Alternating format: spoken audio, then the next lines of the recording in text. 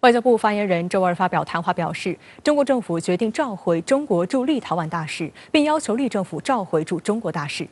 自1991年9月14号建交以来，中国和立陶宛一直保持着良好的双边关系与合作。两国于1993年开始互派常驻大使。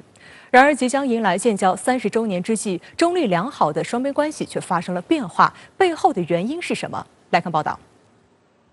外交部发言人指出，近一段时间，立陶宛政府不顾中方反复交涉，小以利害，宣布允许台湾当局以台湾名义设立代表处。此举公然违背中立两国建交公报精神，严重损害中国主权和领土完整。中国政府对此表示坚决反对，决定召回中国驻立陶宛大使，并要求立政府召回驻中国大使。发言人表示，中方正告立方，世界上只有一个中国。中华人民共和国政府是代表全中国的唯一合法政府。一个中国原则是公认的国际关系准则和国际社会普遍共识，是中国同其他国家发展双边关系的政治基础。中国政府和人民实现祖国统一的决心不可动摇，维护国家主权和领土完整的红线不容触碰。我们敦促立方立即纠正错误决定，采取切实措施消除恶劣影响，不要在错误的道路上越走越远。中国国际问题研究院欧洲研究所所长崔洪建对深圳卫视记者表示，中方的反应一方面是要求立方正确认识到中立双边关系的政治基础，同时也是向立方明确了中方维护核心利益的底线。我们知道，在国际关系包括在外交关系上应该说召回大使是一个比较严重的一个外交上的反应它表明呢至少在目前为止中立双边关系呢已经出现了非常不正常的状况。我想这个召回大使呢它本身呢不是说要让这个中立关系呢陷入停顿实际上是在中立关系出现问题以后通过这种方式呢来要求立方呢做出一种正确的积极的反应，这样呢来共同帮助双边关系呢回到一个正常的状态和轨道上来。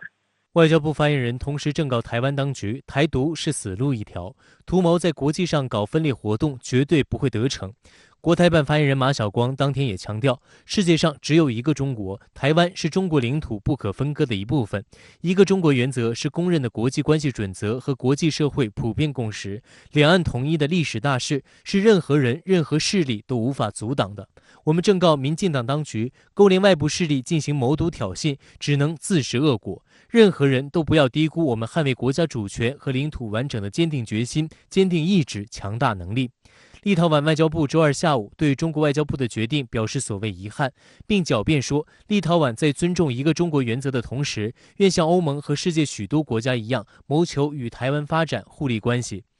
7月20号，立陶宛和台湾当局宣布互设代表处。民进党当局声称这是欧洲国家第一个以台湾为名的代表处，并吹嘘说这是重要的突破。此外，今年3月，立陶宛还宣布最快10月就会在台湾地区设立贸易办事处。中方多次强调过，台湾问题事关中国主权和领土完整，涉及中国核心利益。上周六，中国驻立陶宛大使申之飞在当地主流媒体《共和国报》发表了题为《台湾属于中国是国际共识》的署名文章，向公众介绍了台湾问题的由来和实质。文章开头即写明，近日台湾问题严重干扰了中立关系的稳定与发展。针对立陶宛将在台湾开设贸易办事处的消息，申之飞大使在接受立陶宛媒体采访时指出，立陶宛政府寻求拓展亚洲市场的愿望可以理解，但中国坚决反对任何国家以经贸文化交流之名进行政治操弄，与台湾发展任何官方关系。申之飞大使表示，立陶宛政府屡次挑战中国的核心利益，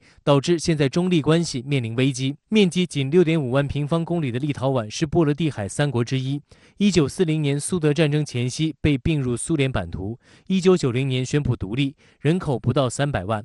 2020年 GDP 约570亿美元。2004年3月29号，立陶宛加入北约，5月1号加入欧盟。值得注意的是，今年1至4月，中国大陆与立陶宛双边贸易额为8.0457亿美元，同比增长21%，而立陶宛同期与台湾地区的双边贸易额为4590.5万美元。申之飞大使在撰文中强调，是否以立陶宛国家和人民的利益为代价，违背一个中国原则，刻意破坏中立之间正常的国家关系，需要立陶宛政府和人民做出明智选择。实际上，从2012年到现在中国对立陶宛的投资呢，实际上在中国对波罗的海3国的投资里面呢，份额是最大的。我觉得导致最近一段时期，立陶宛频频在中立关系中制造事端、挑起矛盾。我觉得主要的原因呢，还是因为立陶宛国内的政治发生了变化，同时呢，它这种国内政治的变化呢，又和地区和国际形势的变化呢，形成了这个非常复杂的这种互动。中立两国自1991年建交以来，一直保持着良好的双边关系与合作。两国外交部、经济主管部门间还有定期磋商机制。据俄罗斯观点报报道，立陶宛曾在多年前多次重申，他们希望与中国这个遥远的东方巨人建立经济合作，甚至称中国为战略伙伴。2018年11月上旬，时任立陶宛总统格里鲍斯凯特应邀访华，被认为是国家外交的一个重大成功。但从2019年起，立陶宛对华态度出现转变，不仅安全部门在报告中将中国称为国家安全威胁，同年上任的立陶宛新总统瑙塞达还妄称中国在克莱佩达建设深水港的投资可能损害该国的国家安全。而去年10月，立陶宛举行国会选举，西莫尼特成为新总理后，立陶宛对华政策风格明显更趋激进。今年5月，立陶宛议会通过涉疆决议，诬称中国在新疆实施所谓种族灭绝。2天后，立陶宛外长悍然宣布退出中国中东欧17+1合作机制。与此同时，立陶宛又加大了打台湾牌的力度。除了在执政协议中公开表示对台湾自由奋斗者的支持，以及宣布将在台湾设立所谓代表处外，还在6月份宣布捐赠给台湾2万剂阿斯利康疫苗，以回报台湾曾捐给立陶宛的10万片口罩。立陶宛作为波罗的海国家，它对这个所谓的这个安全上是非常依赖美国，而且它在经贸上呢也非常依赖欧洲的一些大国。正是基于这样一些形势的判断吧，我觉得立陶宛方面呢做出了非常错误的一个估计，就认为在经贸领域甚至在政治和外交领域，给中国制造一些矛盾，不损害并不影响它从美国和欧盟方面呢得到更多的安全和经贸上的好处。它实际上是做了一种非此即彼的这样一种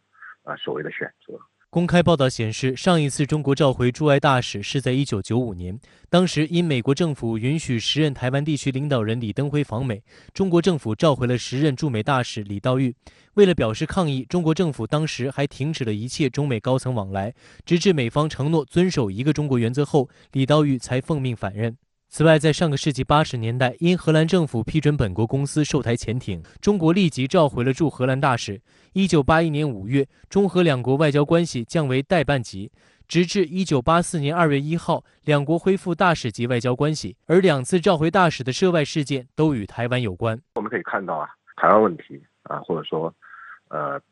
统一台湾是我们国家的核心利益之一。所以呢，在这个核心利益问题上呢，中方呢是绝不退让，而且中方呢会采取一切必要的手段，动用一切资源，和这些触犯这一底线的国家呢，应该说会展开针锋相对的斗争。我想这次中立之间呢这个外交风波也再一次证明了中国方面维护祖国统一维护主权和领土完整的这样一个坚强的决心。好，希望你马上来连线特约评论员陈斌。陈先生你好。中国外交部宣布召回驻立陶宛大使，并要求立方召回驻华大使，这意味着什么呢？主持人好，中国决定召回驻立陶宛大使，是因为立陶宛政府不顾中国的反复交涉，允许台湾当局以台湾名义设立代表处，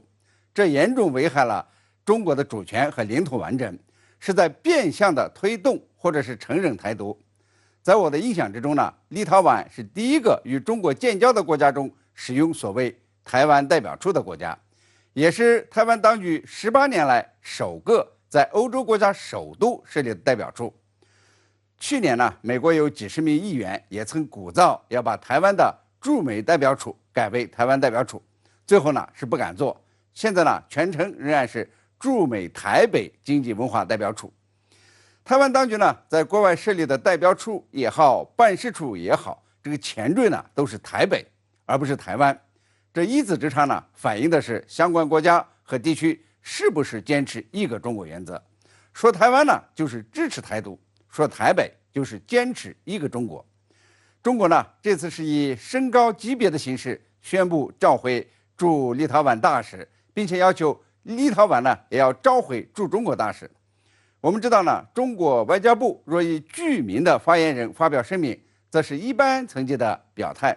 若以不具名的发言人表态，则是较高级别的表态。可见呢，对这件事的重视程度。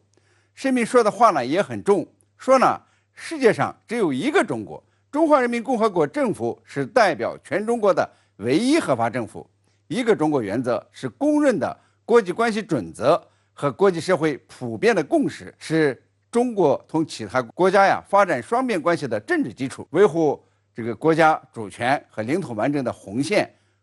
不容触碰。这立陶宛呢就是触碰了红线，所以呢这个中方也同时警告，要立陶宛立即纠正错误，不要在错误的道路上越走越远。